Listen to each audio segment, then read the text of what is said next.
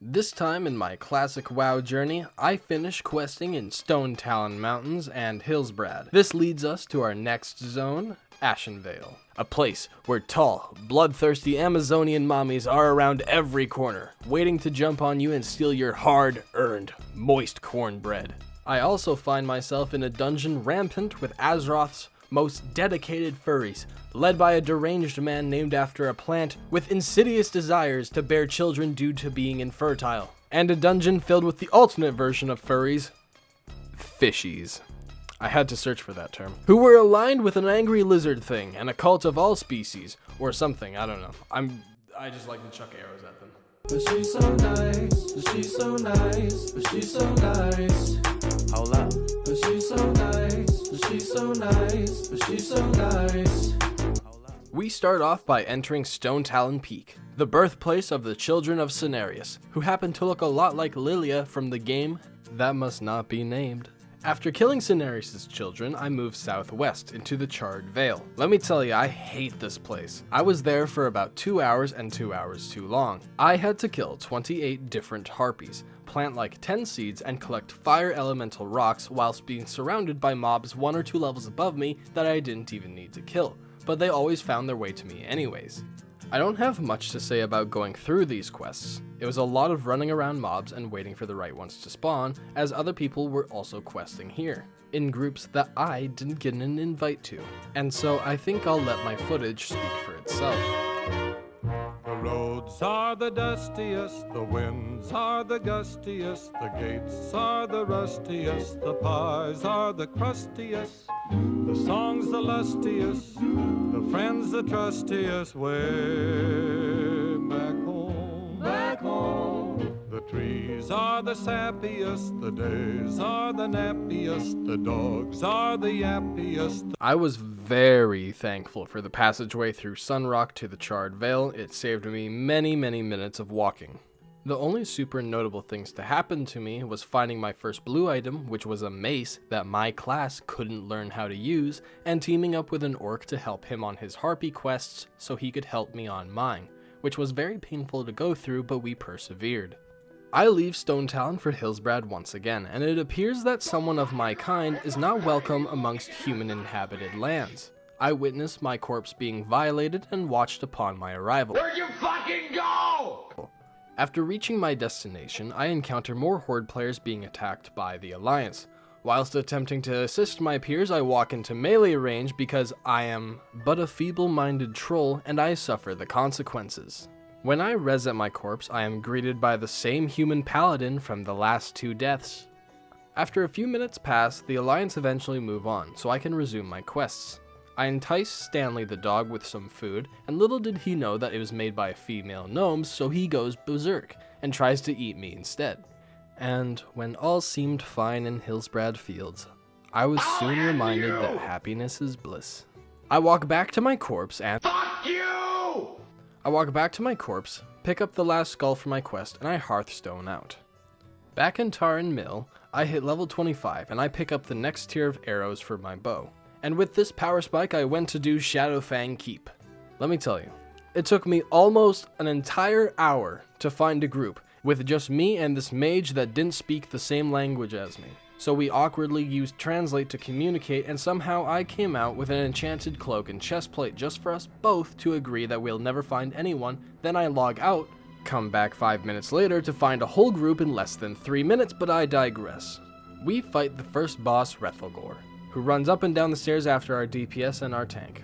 Also, I got a new pet. Meet Big Dick Dan. I also hid my helmet because it looks stupid and I like my hair better, suck my dick. We continue through the dungeon doing quests and killing horses. We eventually find our way into Razorclaw, the butcher's lair. Nothing special, he dies and we continue. Same went for Baron Silverlane and Commander Springvale. After killing the 5th boss, Odo, our tank pulls almost all the tormented officers at once, and for the first time in my dungeon runs it seems a little bleak as most of us are low on mana. We barely make it out with our only casualty being Big Dick Dan. The next boss is Fenris the Devourer, who we kill quickly. He spawns Voidwalkers after his death, which caught me off guard. They were mere fodder to our hungry troops. Wolfmaster Nandos was the most interesting fight so far, killing his little ghosty boys first, then he gets mad at you for killing his furry gal pals, he goes rawr and we kill him and he dies. The final fight is with the dumbass that named himself after a fucking plant, Archmage Arugal, Infertile Dog Daddy, the monster that put us through the fur fest that Shadowfang Keep is. He forcefully converts our tank into a furry and targets me. I am unfortunately distracted by the pretty colors and big numbers to notice that he's targeting me.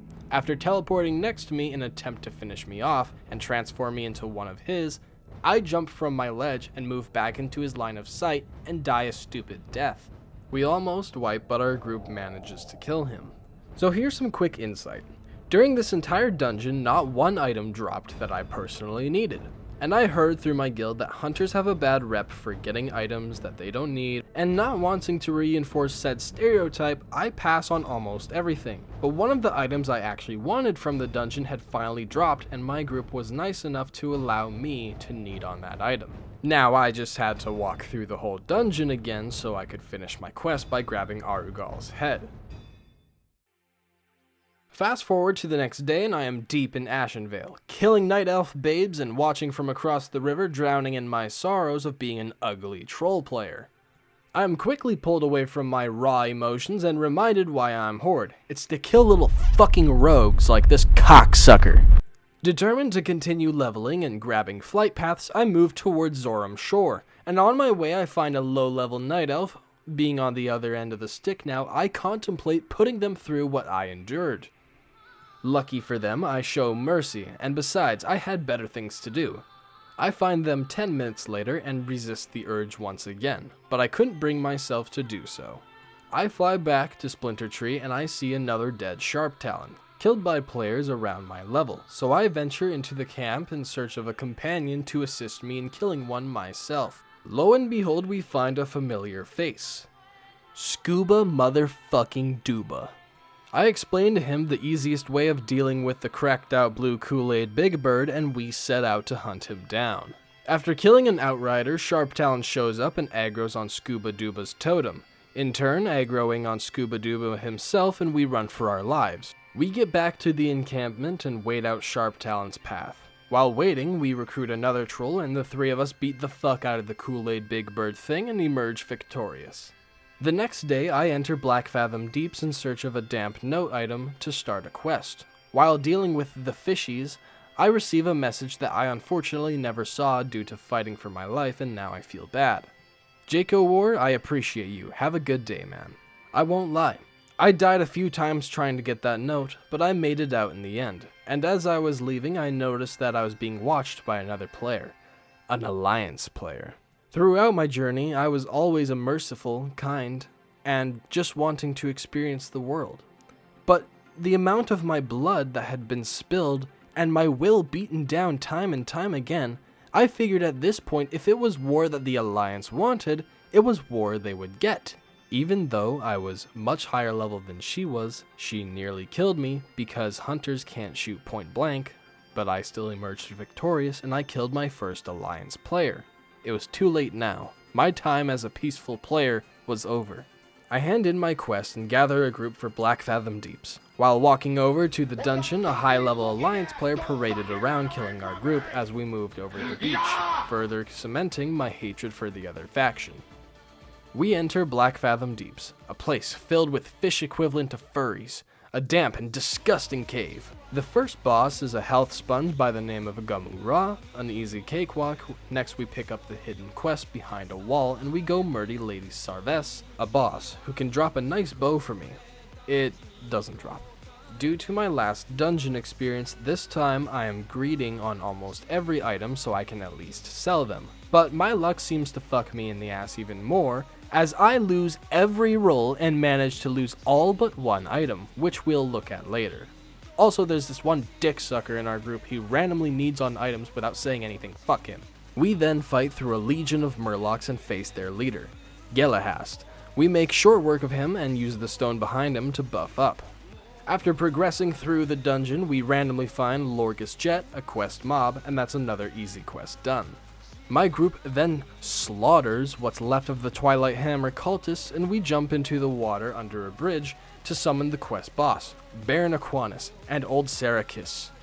We eventually get a drop that was a green cloak. It had a few extra stats than my current one, and after dealing with losing every greed roll, or that one guy needing on random bullshit, I need roll, and I won.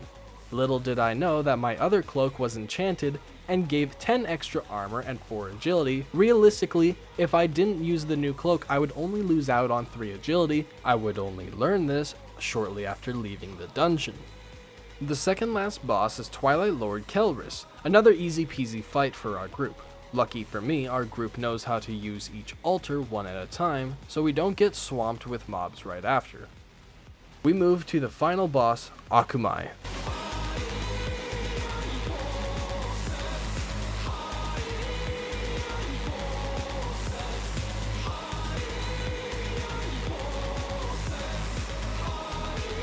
A 3-headed hydra, pet of greater beings, a blood-starved beast that chews on the bones of the Oh, he's dead. After completing the dungeon, I thank my companions and I advertise my channel. I am told to get a job and I see myself out. Eddie is cool though, he subbed, I love you Eddie. With the end of this episode, I end up back in Stone Talon to hand in a final quest. It's here that I thank you for making it this far in the video. And if you're new, try watching my last one. YouTube was not very happy with it due to some extremities that I had to cut out. But anyway, I'm going to be streaming Fridays and Saturdays 4 p.m. PST to 8 p.m. PST. Be there or not, I still appreciate you. Bye-bye. Hello there. Thank you for watching my video. Any feedback would be much appreciated. Did you know that I stream sometimes and that I have a Twitter account? Both are linked down below. Have a fantastic day, you beautiful human being you. Bye-bye now.